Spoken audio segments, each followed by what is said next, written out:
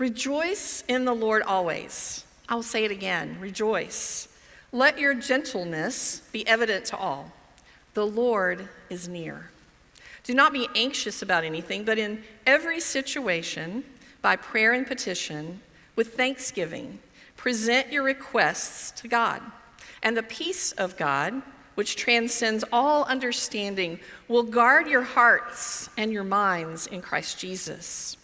Finally, brothers and sisters, whatever is true, whatever is noble, whatever is right, whatever is pure, whatever is lovely, whatever is admirable, if anything is excellent or praiseworthy, think about such things. Whatever you've learned or received or heard from me or seen in me, put it into practice, and the God of peace will be with you. We thank God.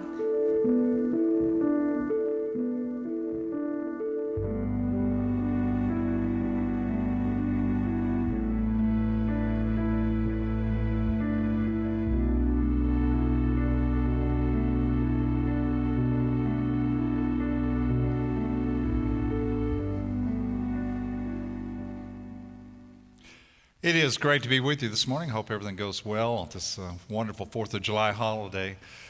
Older I get, the more I appreciate just the goodness that was founded in this country. And I think sometimes we sort of take things for granted. I hope you don't this weekend. I hope you stop and just give a word of thanks for the principles. Pray for our leaders. Pray for our nation. Pray for the freedoms that we enjoy. Pray for the oppression that's all over this world. If you've ever traveled and come back, you have a sense of just how special this country is. And we certainly want to celebrate that on the 4th of July.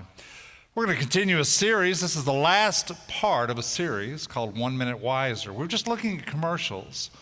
Not commercials themselves, but commercials that can actually illuminate a passage. That if we read a passage and we see something visual, it adds to our understanding of it.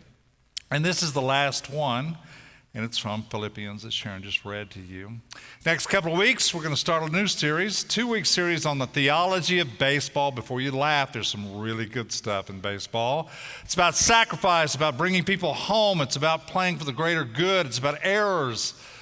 It's about mistakes that you overcome, challenges. All these great things are inherently in the theology of baseball. In order to tie that together with something pragmatic, we're actually having a Tuesday night get-together on the 18th, and we are coming as a block of people from Trinity to a Texas Rangers baseball game. I'm going to apologize to the congregation because I think I underestimated you. I said, gosh, probably about 50 people might want to be a part of that. It's the middle of summer. People are traveling. I think we're up to almost 90 tickets now. So if you want a ticket, you better get one quickly because we're just about to close it down. We have a whole section to ourselves. It's just going to be a fun night. It'll come on the heels of a little 2-week sermon as well, the sermon series. So 1 Minute Wiser is the idea that we can look at something briefly and begin to sense what it is. So having heard what Sharon read, I want you to watch this commercial.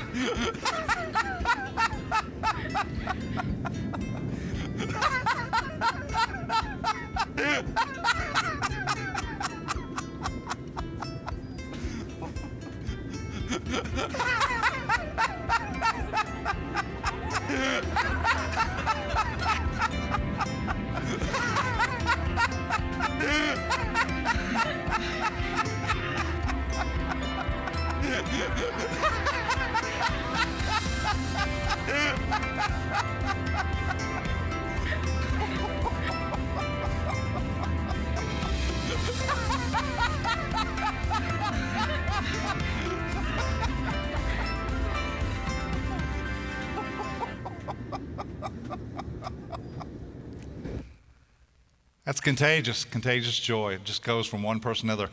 You've got the same situation. I have a colleague who's a good friend of mine in ministry. We already decided a long time ago we cannot sit together. We're in serious meetings and we cannot sit next to each other because he knows exactly. He'll say something to me and I will just burst out laughing. He knows every button to push. He knows he's the funniest guy I've ever been around. I can't sit with him. I can't even make eye contact with him in a most serious meeting. You've been there before. It's just contagious. It's what it means to go viral. Something sort of starts out slow, but then spreads. It's like the commercial. Philippians is contagious joy. Rejoice. Again, I say to you, rejoice. It's what Paul is writing to the Philippian church.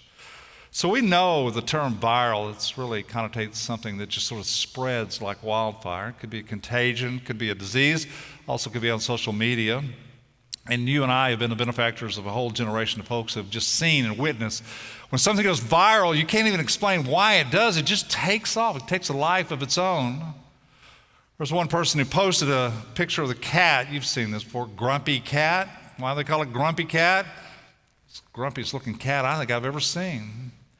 You look at it, 8.3 million followers on social media. A cat, and just a picture of a cat. So you look at all these viral videos and these TikToks and all kinds of social media, and you've got, piano playing cats, and you've got epic fails, you've got a irritated neighbor, an emotional meltdown, you've got accidents over and over again. You just watch them, and people share them, spread it out, it goes from one person to the next person. You know what the largest download of a YouTube video is? It's Baby Shark, 10 billion of them. And some of you are starting to sing that song in your head. I'm really sorry I did that to you this morning. So how else do you explain these kind of things that sort of take on this organic approach? Pickleball. 20 years ago, did you hear anything about pickleball? Now all you ever hear about is pickleball. The most frequent visitors to the ER now are pickleball players, sprained ankles, twisted knees. It just happens. It's just taken off like wildfire. It just spreads one person to the next. It just goes from mouth to mouth, person to person, one transaction after another. It just happens that way. It's organic. In fact, in business, it's called a consumer evangelist. They took our word, evangelist. It's one person sharing good news about another thing, about a product or something. Do you know there's actually companies that, when they first began, amassed this incredible customer base, and they didn't use any traditional marketing. They just used people who went out and told other people about their experience and what they did and what they experienced in a good way. Companies like Chipotle, Netflix, Tesla, Zara. One thing they had in common is they didn't advertise. They just let people tell other people in an organic way to build their brand. Problem, of course, is that viral also could mean that something can go bad, and those of us who experienced the pandemic know that. It starts out as one person, then you have a global pandemic. It just spreads. And the oddity of the disease is the people who are carrying it don't even know they have it, and they're sharing it and spreading it, and suddenly that's why you end up with this worldwide epidemic. And you know what else spreads quickly, organically?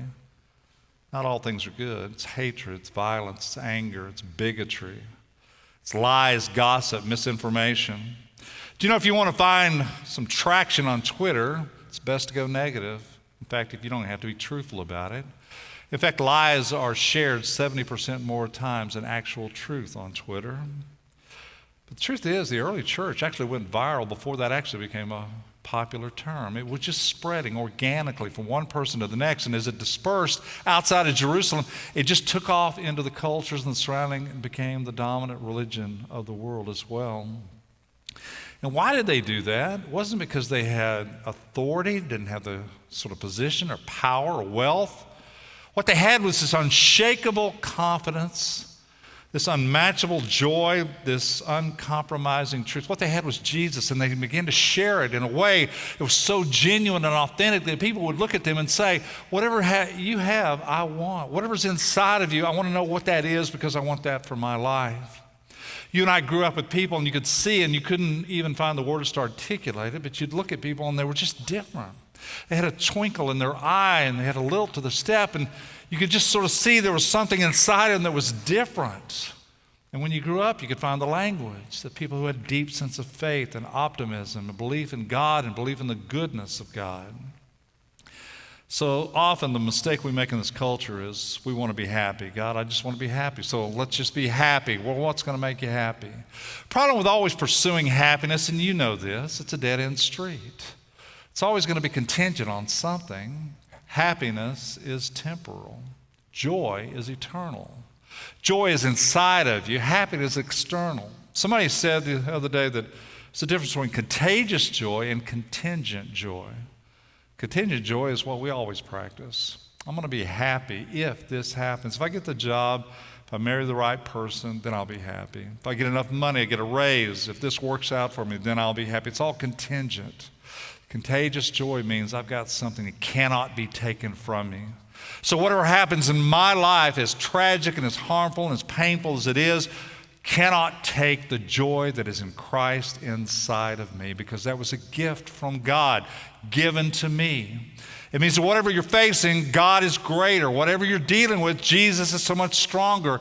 And the joy that you have is always going to be there. And it's not contingent upon anything, because it is yours inside of you forever. Contagious comes from the word contagion. The Romans actually invented it, but you read the Bible, you're going to read everything about contagion. What does it mean? It means this fear that you're going to spread something, that you're going to take something that's unclean and it's going to defile everything else around it.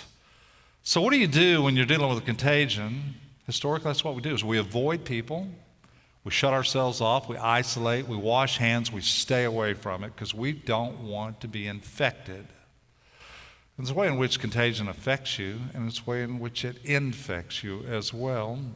And that's generally how we do this, that somehow if something clean touches something dirty, it'll make the clean thing dirty. Now look at Jesus. He flips everything around. This is astounding. Because the conventional wisdom, if you're clean, you touch something unclean, you become unclean yourself. So Jesus, what does he do? He touches the lepers. He deals with sinners. He deals with things that are considered to be unclean, people who are outcast, marginalized. And what does it do? It does the exact opposite. The clean thing touching the dirty thing makes the dirty thing clean and makes them whole as well. He redefines people. He redefines the understanding of what is clean and what is unclean. And because of that, the church becomes unique and different. It begins to preach love, practice love, show love, and to spread love, and it becomes contagious. It just spreads everywhere throughout the Roman Greek world. It becomes unstoppable and becomes viral before anybody can ever control it. And even the powers of authority don't know what to do with this because they can't explain it. It just begins to feed and build this critical mass of momentum over and over again, which really tells you that good things can be contagious, but also bad things are contagious. Depends on what you're trying to contain and what you're trying to spread. Sad part of the matter is, how do you think children learn to hate in this world? Do you think they're born learning to hate? No, somebody has to teach them. Somebody teaches them all the things that we find so problematic in this world. We teach our children how to be prejudiced, how to hate, how to spread lies. They just learn that from others. So if they can learn how to hate, can't we teach them how to love? It works both ways. It depends on what you want, what you have, and what you're intentional about. The most joy-filled letter in the New Testament is the one Sharon just read from. Rejoice in the Lord always. Let your gentleness be known to everyone. The Lord is near. Do not worry about anything, but in prayer and supplication, with thanksgiving, let your request be made known to God. In this one letter, Paul uses the word joy and rejoicing 14 different times. When you think, well, that's just Paul, that's his message. No, look at the context of it. Where is he? He's in a prison cell. And he's writing these things. He's facing his final days. He knows he probably will not get out of this jail alive. And he sends this message along with this letter to be read to the people he literally loves. You would think, in a pragmatic way, what he would say is, learn from me, lay low, don't cause problems, because they're going to do to you what they've done to me. That's what you would think, that he would send at least a warning. No, what does he say? Rejoice. Again, I say rejoice. Don't be anxious about anything. Paul's in a prison cell saying those things. He said, don't worry about anything, which is how the church actually goes viral, because they become fearless, because they have this joy that nobody can take from them. They have this confidence that nobody can eradicate. They have this unshakable faith that when they look around the world, they actually believe in a living God and a resurrected Christ. And it goes viral. And you sense that if you really know Jesus and you really know what he says over and over again, is, I want my joy to be in you, and I want my joy to be complete in you. He wants us not just to be happy, to be filled with joy of the goodness of God, to not let the darkness of this world overcome the light that stays inside of us, to not let the evil things of this world cloud the good things that are inherently a part of this world as well, to bring heaven upon earth as much as we can, wherever we can, whenever we can. And you look in history, the outsiders never get it, because it just doesn't follow conventional ways. It doesn't make any sense. How does this little band, a group of people, begin to take a life of its own and spread? They've got a leader who's crucified as a criminal. There's reports that he's resurrected. Nobody can prove it, but they know it, and they believe it, and they begin to share it. And they become this unstoppable force. But it starts out as this little group of people. And I think we're convinced in this world that if you ever want to make changes, you got to have a majority of people. You ever read Malcolm Gladwell, Tipping Point? He'll tell you that's how every movement starts. It starts with a little group of people. Don't ever underestimate a small group of people to change the world, because as Margaret Mead said, it's the only thing it ever really has. You take 12 disciples. They're not the brightest, not the best. And because they believe in the one that they have been with, that they still believe is still with them, they change the entire world. It doesn't take 51% to make a tipping point. It takes about 25% of people who are passionate and committed in this world to effect incredible, sustainable change in this world. So quit looking for the majority. Look for the hardcore group of folks that rank just a small group that are passionate and committed to it as well. None of us know how many days we have left in this world. We just don't. Every day is a gift. I know that sounds like a cliche, but I promise you, you'll get to a stage in your life where you really actually understand that. You'll look up one day and all the people that you have loved are gone. People that you just took for granted would be in your life forever. You don't know how many days, and it doesn't mean you got to live in fear. It means let it liberate you to the degree that you say every day is a gift. Everything I have to give is a gift to other people in response to the gift of life that God has given to me. That I have some sense of power, that the time I have, I need to use it wisely. I need to be intentional, not let a day go by without blessing someone, bringing something good. Here's the truth. Every one of us has a contagion. We're actually infected. I don't know if you knew that or not. We do. We just have a contagion. What does it mean? It means when you walk in a room, you're going to bring something to it. And you and I have been around people that just make something toxic. They're just negative. They're just looking for the worst. They're filled with anger and hatred and resentment. And they'll tell you everything that's wrong in this world. And by the time you're finished with them, you're just exhausted. You don't want to be around them anymore. And then there are other people that walk in, and it's like a breath of fresh air. They're positive. They have faith. They believe in the goodness. You have a contagion. You can bring peace instead of hate. You can bring goodness instead of evil. You can bring light into this world instead of the darkness pervading. You have a choice because it's in you. And you can infect other people, or you can affect other people by what is inside of you. Listen to these words. When you walk into a room, when you understand what Paul is saying and where he's writing this from and the circumstances, it's the most remarkable thing. Rejoice in the Lord always. Let your gentleness be known to everyone. The Lord is near. Do not worry about anything, but in everything, in prayer and supplication with thanksgiving, let your requests be known to God. In this church, we actually practice what we preach. You want to see how things go viral? I'm going to put you on the spot. Turn to the person next to you and say, I love you and God loves you. And if you don't believe it, keep saying it until you do.